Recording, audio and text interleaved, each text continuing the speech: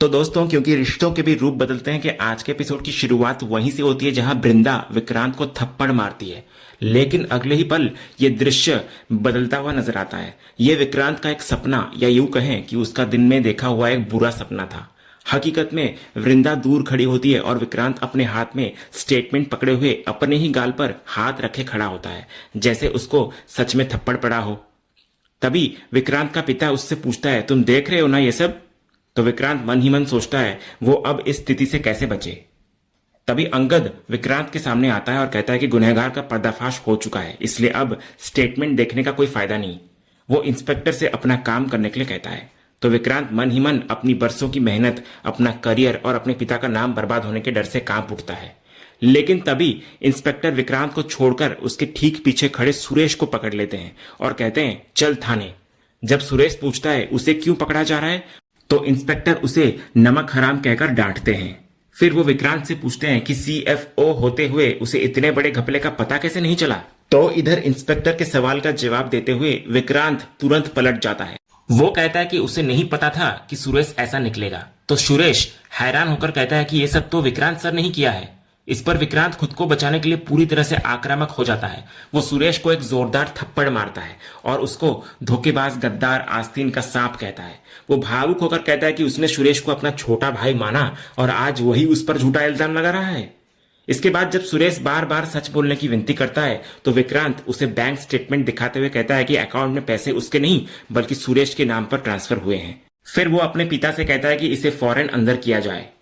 तभी इतने में अंगद विक्रांत के सामने आकर कहता है कि सीएफओ होने के नाते पैसों से जुड़ी हर चीज की जिम्मेदारी उसकी है, तो उससे पूछताछ तो होगी ही। वो सवाल करता है कि उसके नीचे काम करने वाला इतना बड़ा घपला करता रहा और उसे पता तक नहीं चला। तो इस पर विक्रांत अपना सबसे बड़ा दांव खेलता है। वो रोने का नाटक करने लगता है और कहता है कि उसकी सच्चाई पर सवाल उठाया जा रहा है। वो अपनी ईमानदारी की दुहाई देता है और याद दिलाता है कि कैसे बड़े साहब यानी कि रणविजय ने भी कंपनी को 25 करोड़ का चूना लगाया था और उसकी जिम्मेदारी किसी पर नहीं आई। वो तर्क देता है कि जब बड़े मालिक धोखा खा सकते हैं तो वो तो एक छोटा सा कर्मचारी है। फिर वो कहता है कि ये उसकी सच्चाई पर नहीं बल्कि उसके संस्कारों पर उंगली उठाना है। वो अपना फोन निकालकर अंगद को अपने फाइनेंशियल रिकॉर्ड्स दिखाता है और कहता है कि उसमें सैलरी के अलावा कोई और ट्रांजैक्शन नहीं है। वो फिर भावुक होकर कहता है कि उसने आज तक अपने पिता से भी उधार नहीं मांगा। वो अपने पिता की पुलिस की नौकरी का वास्ता देकर कहता है कि उनका बेटा ऐसी हरकत कैसे कर सकता है।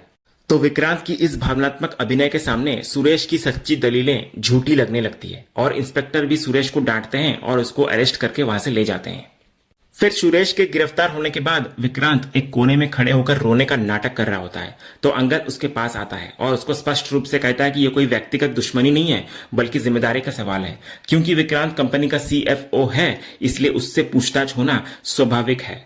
इस पर विक्रांत अपना भावनात्मक दांव दोबारा खेलता है। वो कहता है कि अगर अंगद को अब भी उस पर शक है तो वो कंपनी छोड़ने के लिए तैयार है।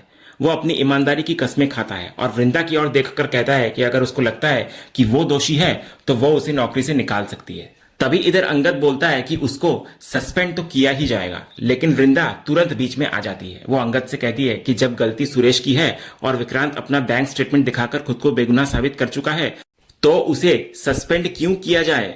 तो अंगद तर्क देता है कि यह जिम्मेदारी का सवाल है। सीएफओ होने के नाते पैसों की हेराफेरी की जवाबदारी विक्रांत की ही बनती है। लेकिन वृंदा बार बार कहती है कि विक्रांत अपनी सफाई और सबूत दोनों दे चुका है। तभी उनकी इस बातचीत को देखकर वही दो महिला वर्कर्स फिर से कानाफूसी करने लगती हैं। वे कहती हैं, देख रही हो कैसे वृंदा मैडम विक्रांत सर को बचा रही हैं, जरूर इनके बीच कुछ तो चल रहा है। इसके बाद वृंदा इधर वर्कर्स को बताती है कि असली गुनहगार पकड़ा गया है और उन्हें अपने काम पर वापस लौट जाना चाहिए। फिर वो विक्रांत से कहती है कि वो थोड़ा ब्रेक लेकर अपना काम शुरू करे। उधर फैक्ट्री के बाहर रमेश और कृपा विक्रांत के साथ होते हैं। रमेश कहता है कि उसे लगा था कि आज वे सब फंस जाएंगे। कृपा भी हैरानी से पूछती है कि ये सब हुआ कैसे, क्योंकि सारा पैसा तो विक्रांत के अकाउंट में था। तो विक्रांत मुस्कुराते हुए कहता है, जब किस्मत साथ हो तो कुछ भी हो सकता है। इसके बाद हमें दो फ्लैशबैक दिखाए जाते हैं जो विक्रांत की पूरी साजिश को उजागर करते हैं। पहले फ्लैशबैक में हम देखते हैं कि जब वृंदा ने विक्रांत से श्रेष्ठा बैंक की फाइल के बारे में पूछा था और फिर कहा था कि वो उस फाइल को भूल जाए, ये सुनकर विक्रांत को समझ आ गया था कि अंगद और वृंदा को उस फाइल के बारे में पता चल चुका है और वे जांच कर रहे हैं। दूसरे फ्लैशबैक में हम देखते हैं कि जब अंगद ने वृंदा को फोन करके गुनहगार के पकड़े जाने की खबर दी थी तब विक्रांत गाड़ी में ही था। तो ये सुनकर वो तुरंत खांसने का नाटक करता है और पानी पीने के बहाने गाड़ी से उतर जाता है। फिर बाहर आते ही वो तुरंत सुरेश को फोन करता है और उसको चेतावनी देता है कि अंगद अब बॉस बनकर आ रहा है और कंपनी के अकाउंट्स चेक करेगा। वो सुरेश को समझाता है कि सीएफओ होने के नाते सबसे पहले उसका अकाउंट चेक होगा, इसलिए वो कुछ दिनों के लिए सारा पैसा सुरेश के अकाउंट में ट्रांसफर कर रहा है। इसके बाद जब सुरेश पकड़े जाने से डरता है तो विक्रांत उसे भरोसा दिलाता है कि वो उसको बचा लेगा। फिर ये पूरी कहानी सुनकर कृपा और रमेश हैरान नजर आते हैं कि विक्रांत ने खुद को बचाने के लिए सुरेश को फंसा दिया। तो विक्रांत बोलता है कि उसने सिर्फ खुद को नहीं बल्कि उन दोनों को भी बचाया है, क्योंकि वो चाहता तो पैसे उनके अकाउंट में भी डलवा सकता था। तो कृपा इस पर विक्रांत का धन्यवाद करती है।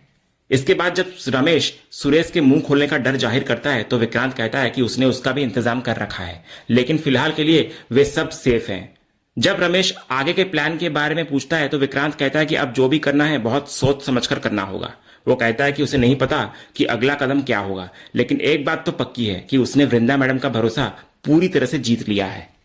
उधर अंगद वृंदा से इस बात पर नाराज होता है कि उसने सबके सामने उसका पक्ष काटने की कोशिश की और विक्रांत का बचाव किया।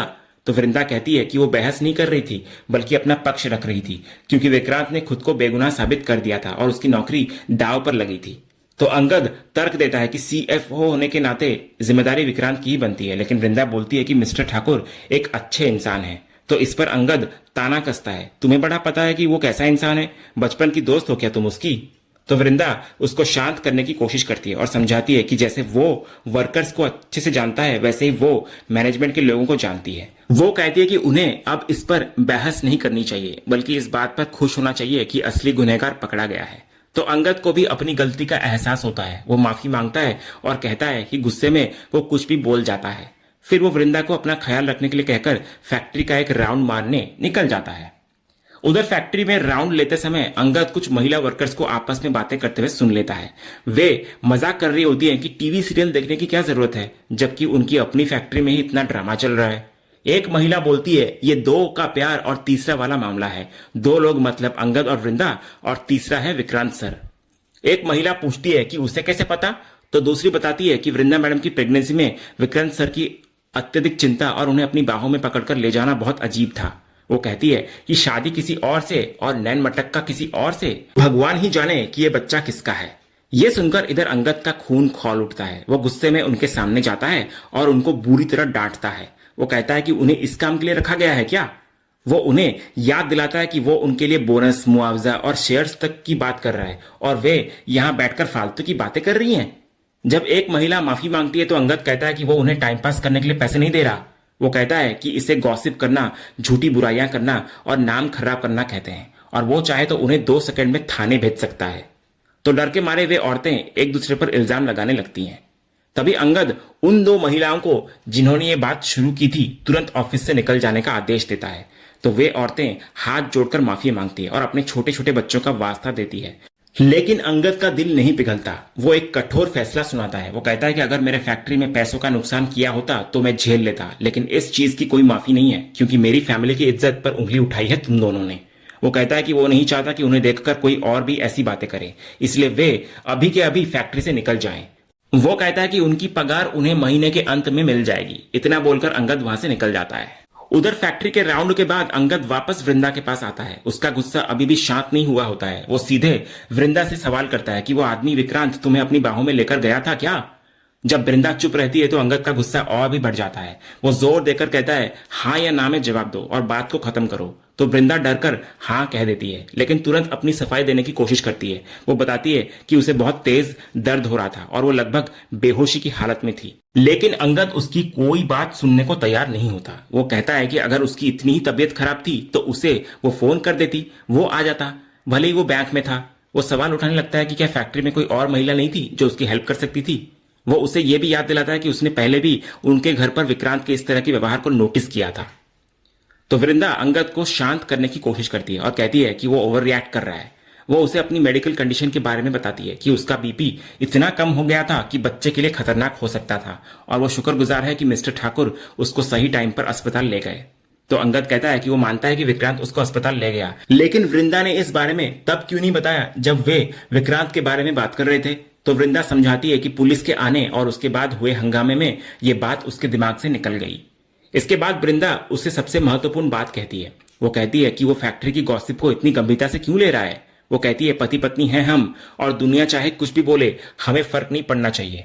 इसके बाद वृंदा अंगद को आईना दिखाती है। वो उसको याद दिलाती है कि उसने अंगद और भारती के बारे में क्या क्या नहीं सुना और क्या क्या नहीं देखा, यहां तक कि उनका रोका होते हुए भी देखा है। वो पूछती है लेकिन जैसे तुमने अभी रिएक्ट किया, क्या मैंने कभी ऐसा रिएक्ट किया? वो इसलिए क्योंकि मुझे तुम पर विश्वास है कि हम दोनों एक हैं।